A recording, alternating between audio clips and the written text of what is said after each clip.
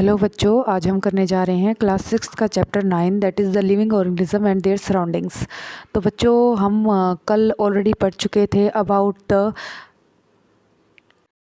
Different characteristic of living beings, जिसमें हम पढ़ चुके थे ग्रोथ, रेस्पिरेशन, स्टिमुलाई, उसके बाद रिप्रोडक्शन और मूवमेंट। और उसके अलावा हम पढ़ चुके थे मूवमेंट के अलावा आज हमने ये भी पढ़ा था कि जो मूवमेंट होती है वो लिविंग बींग्स में भी होती है, लेकिन नॉन लिविंग थिंग्स भी चलती फिरती हैं जैसे बस, तो क्या वो भी लिविंग है? तो अगर हम किसी जीव को लिविंग और नॉन लिविंग की कैटेगरी में डालते हैं तो हम सिर्फ किसी एक करेक्टर के बेस पर नहीं डालते, हम इन सभी करेक्टर्स को देखते हैं। तो अगर आप बसेस का एग्जांपल लेते हैं तो उसमें आप खुद ही देखें, क्या बसेस रिप्रोडक्शन कर सकती हैं? नहीं। क्या बसेस में कभी ग्रोथ होती है? नहीं। क्या बसेस हैं स्टिमुलाई को रिस्पॉन्स देती हैं? नहीं। तो जस्ट एक करेक्टर, वो भी मूवमेंट के ऊपर हम नहीं कह सकते कि वो लिविंग बींग्स है। और अगर आप लिविंग बींग्स को देखेंगे जैसे फॉर एग्जांपल अ प्लांट, तो आपको ये सभी सिचुएशंस वहाँ पर देखने को मिलेंगी। We see that all living things seem to have some common characteristics। तो इस तरह से हमें पता लगा कि जितने भी लिविंग बींग्स हैं उनमें कुछ कॉमन करेक्टरिस्टिक्स होते हैं, जैसे respiration, respond to stimuli, reproduction, movement, growth and death. Do we find some non-living things that also show some of these characteristics? Cars, bicycle, clocks, and the water in the river move. The moon moves in the sky. A cloud grows in size right in front of our eyes. Can such things be called living?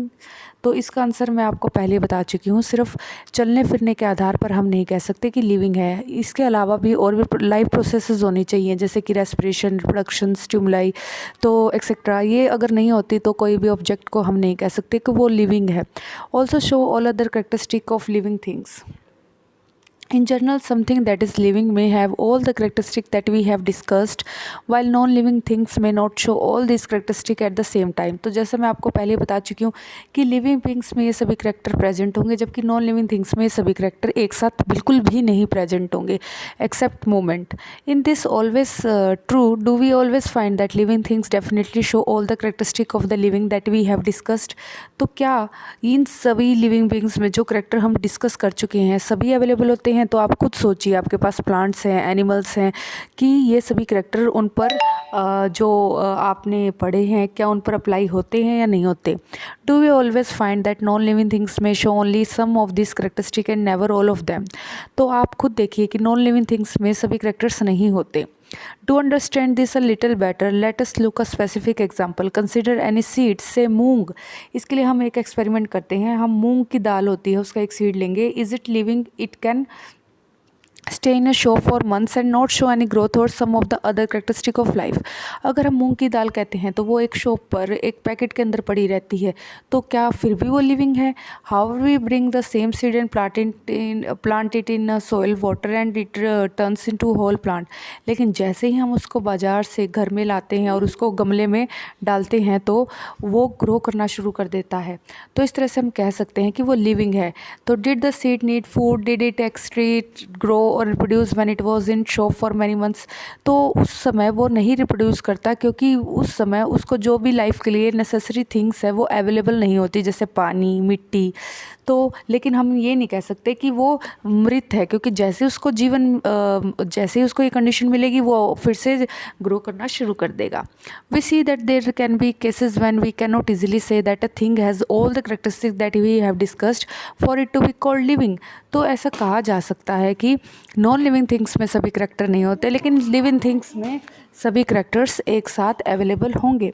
What then is life? Life क्या है? Push your hand deep inside a sack of wheat. आप अपने हाथ को एक जो गेहूं का एक ढेरी, उस पर एक ढेरी के अंदर डालिए। Do you find it is warm inside? क्या आपको इसके अंदर गर्म महसूस होता है? तो yes, there is some heat being produce inside the sack of wheat. मान लो आपके घर व्हीट की टंकी है जिसमें आप गेहूँ डालते हैं, टंकी है, उसमें जब आप हाथ डालते हो तो अंदर की तरफ आपको गर्म महसूस होता है। The seeds respire and in that process give out some heat. इसका मतलब है बेशक वो सीड अभी जर्मिनेट नहीं कर रहे, लेकिन वो कुछ अमाउंट में हीट प्रोड्यूस कर रहे हैं, जो कि करेक्टरिस्टिक है लिविंग बींग्स का, क्योंकि वो रेस्पिरेशन कर रहे हैं। We see that respiration is a process that takes place in seed even when some of other life process may not be very active. इसका मतलब है कि एक समय पर सीड में रेस्पिरेशन तो हो रही है लेकिन अदर लाइफ प्रोसेस एक्टिवेट नहीं है क्योंकि उसको फेवरेबल कंडीशन नहीं मिल रही। लेकिन जैसे ही उसको फेवरेबल कंडीशन मिलेगी वो सीड ग्रो करना शुरू कर देगा। तो अब ये नहीं कह सकते हम कि सीड नॉन लिविंग है, तो इसका मतलब सीड क्या है, लिविंग में ही आता है।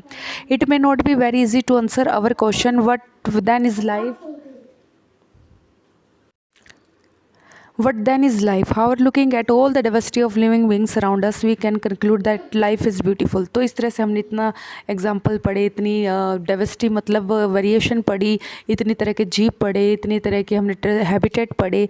तो इससे हमें पता लगता है कि जो लाइफ है हमारे पास, चाहे वो जीव जंतु हो चाहे पेड़ पौधे हों, हमारे पास बहुत ही सुंदर लाइफ है।